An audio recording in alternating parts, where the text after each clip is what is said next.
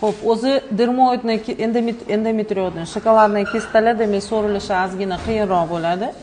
No, baribir bunaqa rezultatga erishishimiz uchun birinchi o'rinda patsientning o'zida ham xohish bo'lishi kerak-da.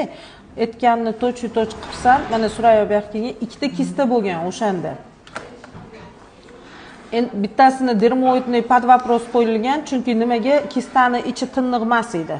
Ichida oq hosilalar bor edi, o'shani hisobiga bittasiga dermoidni qo'yilgan. Bu kistani biza tug'ma, demak bola tug'ilgan paytdan o'sha tirnoq, soch hosilalarini hisobiga kelib chiqadigan kista bo'ladi. O'shanga podozreniya bo'lgan, razmeri 5,5 sm bo'lgan. Ikkinchisi endometrioidni shokoladniy kista, bu gormonal narushenияdan keyin uni razmeri 4 sm bo'lgan. Ikkalasini общий qo'shilganda o'tda katta образование bo'lib ko'rindi-da, birinchi biz uni kistoma deb o'yladik. Почти razmeri 10 sm bo'lgan o'sha.